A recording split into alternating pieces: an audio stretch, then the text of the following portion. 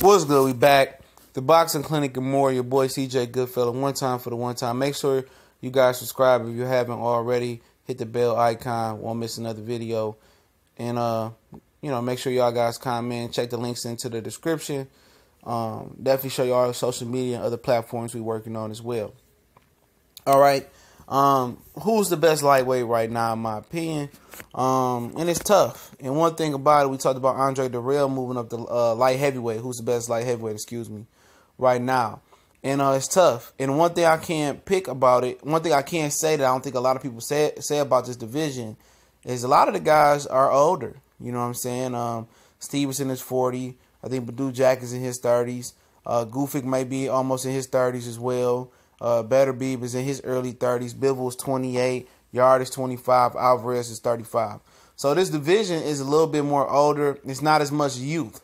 You know what I'm saying? It's not a really young division. You have young guys like Yard in the division, but if Kovalev stays, he's another older guy as well. So, remember, a young guy, is a little bit different, less experience, more energy, and just a little bit different swagger. But this is a good division. I think Arthur Beterbiev, I'm gonna call him Beterbiev by his right name right now. It's the wild card in the division. Some people like Corey Lee have him number one. Shout out to my brother Corey Lee Boxing. Like I said, I gotta see more of him, man, before I pass judgment on him. His fight on Top Rank versus Eric Nolin. I wasn't like that impressed, but I can't be mad at Arthur Beterbiev because that guy mailed it in. He went into safe mode, all right? But he's definitely punching with a lot of authority. Got good hand speed, good boxing ability, very, very technical guy seems to be. But I got to see a lot more of him before I deem him the best. Guys that I don't think the best is obviously Yard, Gufic, and Badou Jack. I don't really think they're the best at this weight. Gufic, the nail, I seen him fight. His last couple fights been underwhelming because he ain't been fighting the best competition. He only got 15 fights. Got ability, real young, long, can box, real tall. But I think Stevenson a step up fight, but I think that could be a bad matchup for Stevenson. But if the nail can't take it on the chops, he gonna get knocked out. But if he uses height and try to box Stevenson, it'll be interesting. But silver lining for Stevenson last fight, he showed a lot of people that he just not a left hand punching guy. He was fighting Jack on the inside, and Jack is a savvy vet. He might not be as tall and big as Gufic, but he's experienced on the inside, and Gufic gonna have to fight on the inside. I think that's something that Stevenson may try to do.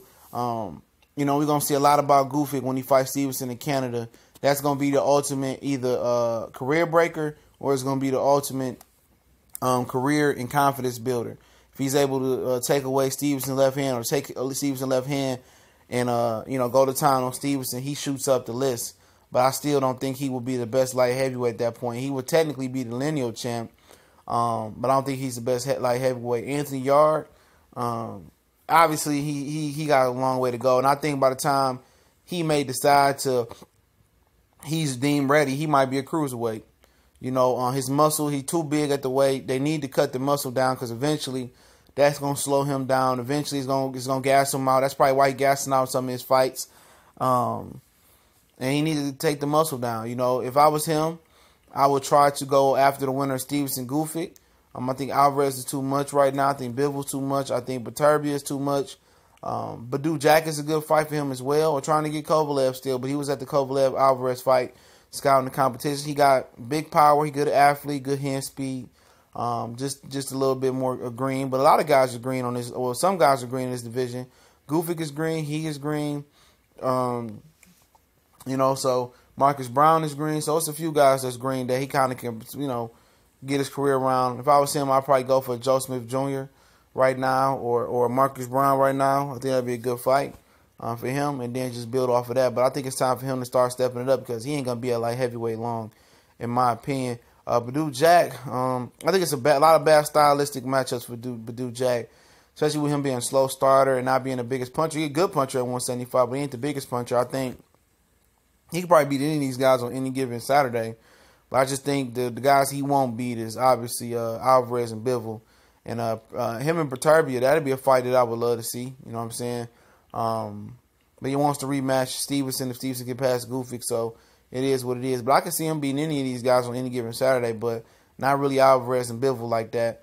But Turbia, if he gets into a rhythm of fighting, he might be the best. Might be the best of all of them. And that might be a tough fight for Badou Jack. But Bivol's a tough fight for Badou Jack too. But we'll see, man. Badou Jack is real technical, real fundamental. And when you technical and fundamental and got his athletic ability, anything is possible. But my top two, man, is Bivol and Alvarez. I think, like I said, you can put Baturbia, above Bivol, right around that area as well too. But he got to get more active. And October 6th, he'll be fighting on the zone versus Callum Johnson. That's not gonna tell us much about him. Only thing his stock could do is fall from that fight. All right, but yeah, I got Alvarez right now, man. Beating Kovalev. It wasn't that he just beat Kovalev. It was the way he performed. I looked at him on tape. He definitely looked the best. He passed the chin question. Great jab, good hand speed. He is one of the older guys in this division, 35. I think he might be the second oldest guy in the division out the top guys. So, Dimitri Bivol said, "Why don't you come fight me in December?"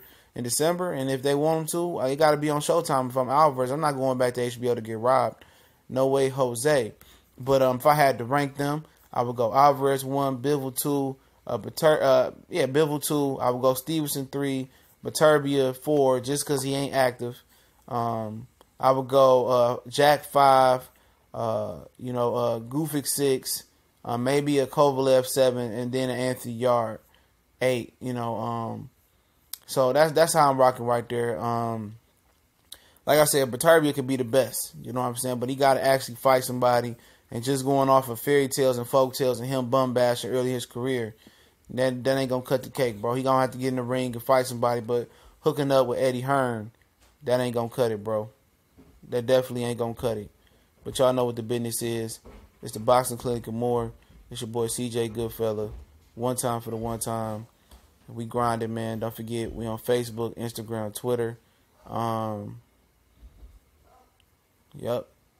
And continue to follow us on those platforms. The Raw and Uncut Podcast. All that, man. All that's in the description, man. I most definitely thank you guys. All the dudes in the super chat, PayPal guys that donate. The PayPal link if you want to donate. It's tax free. That's why I prefer the PayPal link over anything. They take taxes out the super chat, but that PayPal link is in the description. The Raw and Cut Podcast, all that stuff, man. I definitely appreciate everybody for showing us support. Subscribe, hit the bell icon, share the videos, man.